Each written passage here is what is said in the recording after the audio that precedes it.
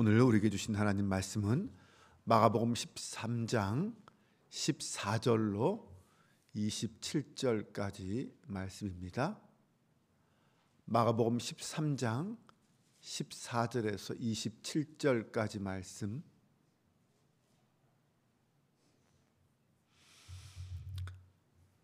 저와 여러분이 한 절씩 교독하며 봉독하겠습니다. 마가복음 13장 14절로 27절. 멸망에 가증한 것이 서지 못할 곳에 선 것을 보거든 그때 유대에 있는 자들은 산으로 도망할지어다. 지붕 위에 있는 자는 내려가지도 말고 집에 있는 무엇을 가지러 들어가지도 말며 밭에 있는 자는 겉옷을 가지러 뒤로 돌이키지 말지어다. 그날에는 아이벤 자들과 젖먹이는 자들에게 화가 있으리로다. 이 일이 겨울에 일어나지 않도록 기도하라. 이는 그 날들이 환난의 날이 되겠습니다. 하나님께서 창조하신 시초부터 지금까지 이런 환난이 없었고 후에도 없으리라. 만일 주께서 그 날들을 감하지 아니하셨다라면 모든 육체가 구원을 얻지 못할 것이거늘 자기가 택하신 자들을 위하여 그 날들을 감하셨느니라. 그때 어떤 사람이 너희에게 말하되 보라 그리스도가 여기 있다, 보라 저기 있다 하여도 믿지 말라. 거짓 그리스도들과 거짓 선지자들이 일어나서 이적과 기사를 행하여 할 수만 있으면 택하신 자들을 미혹하려 하리라. 너희는 삼가라. 그가 모든 일을 너희에게 이미 말하였노라. 그때 그 환난 후 해가 어두워지며 달이 빛을 내지 아니하며 별들이 하늘에서 떨어지며 하늘에 있는 권능들이 흔들리리라. 그때에 인자가 구름을 타고 큰 권능과 영광으로 오는 것을 사람들이 보리라. 또 그때에 그가 천사들을 보내어 자기가 택하신 자들을 땅 끝으로부터 하늘 끝까지 사방에서 모으리라. 아멘. 할렐루야. 오늘도 주님이 함께 하시는 놀라운 은혜와 축복을 누리며 행복한 하루가 되시기를 주님의 이름으로 축원합니다. 종말에 관한 예수님의 말씀을 읽을 때에 우리는 이 세 가지 차원의 시간을 먼저 생각해 보아야 합니다. 하나는 예수님께서 제자들에게 말씀하시는 현재 시간이고, 두 번째는 예루살렘의 멸망의 시점이고, 세 번째는 재림과 종말의 때입니다. 예수님의 말씀 속에는 이 세 가지 차원의 시간이 모두 다 포함되어 있습니다. 당시 제자들의 입장에서 보면 예루살렘의 멸망과 재림의 때는 아직 오지 않은 시간입니다. 그러기에 그 예언의 성취에 대해서 정말 그 예언이 이루어질까라는 것은 사실 제대로 알지는 못했습니다. 하지만 오늘 우리는 어떻습니까? 2000년 이후의 사람들 아닙니까? 오늘 이 시대에 우리는 예수님의 그 예언의 말씀들이 예루살렘 성전의 멸망을 통하여 어떻게 성취되었는지는 알고 있습니다.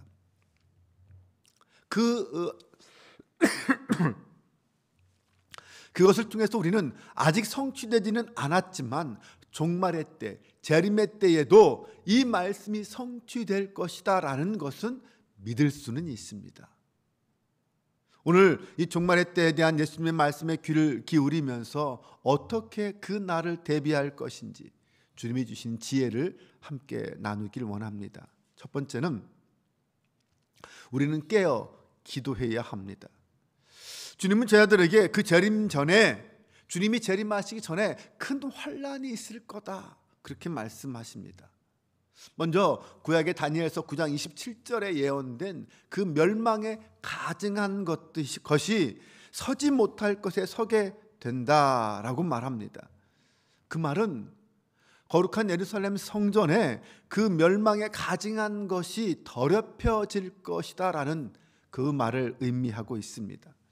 종말의 때가 되면 멸망에 가증한 것이 경건한 백성들, 하나님의 백성들을 위린하게 될 거다라고 말하면서 이미 택한 백성들은 그 멸망에 가증한 것을 피하여 신속하게 도망해야 한다라고 말합니다.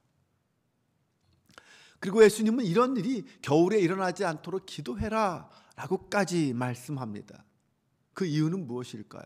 그 환난의 날이 겨울에 닥치게 되면 사람들이 당하는 고난은 훨씬 더 크기 때문이겠죠.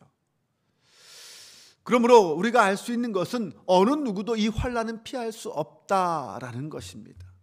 네, 성도라고 해도 거룩한 하나님의 백성들도 그 환난은 피할 수 없습니다. 그렇다면 우리가 할 수 있는 것은 무엇입니까? 미리 그 환난을 대비하고 준비하는 것입니다. 성도가 할 수 있는 대비는 무엇이 있을까요? 네, 그것은 바로 다른 게 아니라 기도입니다. 깨어 기도하는 것이죠. 우리는 환난은 피할 수 없지만 기도로 그 환난을 준비할 수는 있습니다. 다가오는 환난을 준비하는 가장 좋은 방법은 깨어 기도하는 것입니다. 주님은 우리에게 그것을 가르쳐 주셨습니다. 왜냐하면 기도하지 않으면 그 환난의 때에 무너지기 때문입니다. 네, 베드로처럼 환난이 닥쳤을 때 두려움에 빠져 도망칠 수밖에 없습니다. 늘 깨어 기도하는 것이 첫 번째 우리가 해야 할 일입니다. 깨어 기도함으로 그 고난과 환난의 때를 준비하는 저와 여러분 되시기를 바랍니다. 두 번째, 이 종말의 때에 우리는 거짓 가르침을 분별할 수 있어야 합니다. 종말의 때에 환난이 임하지만 우리가 알아야 하는 것은 그 환난도 역시 주님의 주권 하에서 일어나는 일이라는 사실입니다. 그래서 주님은 그 환난의 날들을 감하여 주셨다라고 성경은 말합니다. 하나님은 택하신 자들을 위하여 그 날들을 감해 주셨습니다. 거기에 하나님의 은혜와 자비가 있습니다. 창조 때부터 전무후무한 그 환난이 지금 일어나는데 하나님이 그 날들을 감하여 주셨습니다. 만약 감하여 주시지 않았다면 그 환난을 이기고 구원을 받을 수 있는 자는 아무도 없다라고 성경은 말하고 있습니다. 하나님은 택하신 자들의 구원을 위해서 그 날들을 감하여 주셨습니다. 또한 그 종말의 때에 나타난 특징 중에 하나는 거짓 선지자들과 거짓 그리스도가 난립하기 시작한다는 것입니다. 여기저기서 거짓 선지자들이 등장하고 자칭 재림주다고 그리스도라고 이야기하는 사람들이 나타나서 성도들의 눈을 흐리게 할 것이고 온갖 기적과 기사들을 내세우며 그리스도를 흉내내면서 사람들을 미혹의 길로 인도한다라고 말씀합니다. 그러므로 그때 우리에게 필요한 것은 영적 분별력일 것입니다. 우리의 눈에 보이는 이적과 기사들에 의해서 현혹되지 말아야 하고 그것이 정말 하나님의 뜻과 하나님의 말씀과 어떤 관계가 있는지 하나님의 말씀에 합한 것인지를 분별할 수 있어야 합니다. 주님은 이미 우리에게 다 말씀해 주셨다고 했습니다. 네, 주님은 다 말씀하셨습니다. 새로운 것이 나올 수 없다라는 거죠. 그 말씀들을 깨닫고 우리는 나타나는 그 모든 현상들을 분별할 수 있어야 합니다. 그래야 우리는 끝까지 순결한 믿음을 지켜갈 수 있습니다. 미혹에 흔들리지 않기 위해서는 그 어떤 유혹에도 흔들리지 않기 위해서는 우리가 먼저 말씀 위에 굳게 서 있어야 합니다. 그래야 그 말씀을 가지고 참과 거짓을 분별할 수 있다는 것입니다. 사실 이 마지막 때에 대해서는 어느 누구도 장담할 수 없습니다. 나는 걱정 없어, 나는 자신 있어, 이런 말을 할 수 있는 사람은 없다라는 것이죠. 사람은 환난을 당하게 되면 내 몸도 마음도 정신도 흔들리게 되어 있습니다. 그러다 보면 거짓 가르침에 쉽게 미혹되고 기적과 역사들이 일어나면 마음이 혹하게 되어 있습니다. 출애굽 당시에 이스라엘 백성들을 생각해 보세요. 시내산 밑에 있던 그들이 어떤 일을 행했습니까? 모세가 내려오지 않자 그들의 마음이 불안해지기 시작했습니다. 결국 그들은 상상하지도 못했던 일들을 벌였죠. 송아지 우상을 만들어 놓고 그 송아지를 하나님이라고 말하면서 가증한 일들을 행하기 시작했습니다. 환난의 때에 네, 온갖 기적과 이적들을 행하면서 자신을 그리스도라고 주장하는 거짓 선지자들이 등장합니다. 우리가 분명히 알아야 할 것은 자기 자신을 재림주라고 말하는 자는 무조건 다 가짜라는 것입니다. 성도는 거짓 미혹에 흔들리지 않아야 하고 인내하며 그 환난의 때를 지날 수 있어야 합니다. 우리가 할 수 있는 것은 인내하며 주님의 오심을, 주여 빨리 오세요, 마라나타, 주 예수여 어서 오시옵소서, 우리는 그렇게 기도하며 기다려야만 합니다. 그때 우리가 그 모든 것들을 분명하게 분별할 수 있는 말씀의 기준은 무엇일까요? 그것은 바로 예수 그리스도의 십자가 부활 속에 담긴 하나님의 사랑과 공의입니다. 이것이 우리의 모든 판단의 첫 번째 기준입니다. 바로 복음이죠. 이것이 바로 모든 분별의 기준입니다. 이 복음의 말씀에 기초해서 똑바로 이해하고 적용하고 살아가는 것이 성도의 삶입니다. 그 기준 위에 있으면 그 어떤 유혹이 오고 미혹이 와도 넘어지지 않습니다. 온갖 술수와 거짓들이 난무하는 이 시대에 참된 십자가의 진리 앞에 서 있는 성도, 이것이 오늘 걸어가야 할 우리의 길입니다. 오늘도 주님의 말씀을 읽고 묵상하며 말씀의 권능에 사로잡혀 살아가는 저와 여러분 되시기를 바랍니다.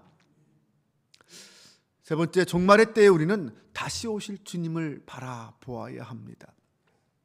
종말의 때 또 다른 특징 중에 하나는 오늘 말씀에 보면 온갖 천재지변들이 일어난다는 것을 알 수 있습니다. 환난 후에 해가 어두워지고 달이 빛을 내지 않고 하늘의 별들이 떨어지고 하늘의 권능들이 흔들린다라고 말합니다. 이런 일들이 벌어지면 사람들은 두려워할 수밖에 없을 것입니다. 하지만 믿는 자들은, 택하신 자들은 그런 현상들이 일어날 때 어떤 생각을 품을 수 있을까요? 이제 곧 환난이 끝나는구나. 바로 그때가 환난의 마지막 때라는 신호입니다. 그러기에 그런 천재지변들은 어쩌면 우리에게는, 믿는 사람들에게는 소망의 신호가 될 수 있습니다. 이제 곧 예수 그리스도가 정말 구름을 타고 큰 권능과 영광 속에 재림하게 될 때구나, 주님의 재림이 가까웠구나라는 것을 깨닫게 되는 때이기 때문입니다. 주님의 재림은 환난의 마침표입니다. 재림하신 예수님은 사람들을 사방에서 모으신다고 했습니다. 복음을 받아들이고 믿음을 지킨 하나님의 백성들이 그리스도와 함께 모여서 영원한 구원의 자리에 들어가게 되는 것을 말합니다. 십자가 없는 구원은 없다고 했습니다. 택하신 백성들도 그 종말의 때에 큰 환난을 통과해야 합니다. 그리고 나서 마침내 주님을 맞이하게 될 것입니다. 그러므로 우리는 환난 앞에서, 고난 앞에서 마냥 두려워만 해서는 안 됩니다. 그 고난 이후에 영광 중에 재림하실 주님을 만나게 될 것을 기대해야 합니다. 우리가 종말을 극복하는, 그 고난을 견뎌내는 가장 큰 어떤 힘이 있다면 바로 주님이 다시 오시고 그날이 가까웠다라는 그 재림에 대한 소망일 것입니다. 그 소망을 붙잡고 우리가 겪는 고난과 시련들, 정말 전무후무한 큰 환난도 이겨낼 수 있다라는 것입니다. 이제 말씀을 정리합니다. 사랑하는 여러분, 종말은 반드시 올 것입니다. 그때에는 정말 큰 환난이 닥칠 것입니다. 그것을 생각하면 정말 무섭고 두렵기도 합니다. 하지만 믿는 백성들, 택하신 백성들은 종말의 환난을 두려움만으로 맞이해서는 안 됩니다. 그 모든 환난도 주님의 주권하에 있습니다. 우리의 염려와 걱정 너머에서 행하시는 주님의 역사라는 것입니다. 그리고 마침내 그 환난 후에 약속하신 주님께서 이 땅에 다시 오실 것입니다. 주님의 재림에 대한 그 소망은 우리가 그 모든 환난과 시련들을 이겨내게 하는 힘이 될 것입니다.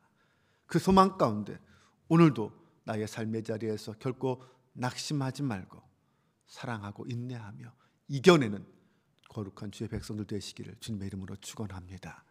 기도합니다. 하나님, 오늘도 우리와 함께 하시며 우리의 삶 속에서 간섭하시는 주님을 믿고 감사드립니다. 주님의 재림을 소망하며 현재의 고난과 시련을 견뎌내는 성도가 되게 하옵소서. 천국의 소망을 품고 죽음의 두려움을 이겨내는 성도가 되게 하옵소서. 마지막 종말의 때에 임할 큰 환난 앞에서 두려워 떨기보다는 담대한 믿음으로 소망의 주님을 바라보는 저희 모두가 되게 하옵소서. 어떤 미혹과 유혹과 거짓도 우리의 눈과 귀는 변하지 않고 다 이겨내게 하시고 신실한 하나님의 말씀만 붙잡게 하여 주옵소서. 십자가 복음 앞에 믿음의 순종으로 승리하는 하루하루가 되게 하옵소서. 사랑의 주님, 오늘도 주님과 동행하게 하시고 주님의 고난을 내 고난 삼는 거룩한 사순절기가 되게 하여 주옵소서. 우리 주 예수 그리스도의 이름으로 기도합니다. 아멘.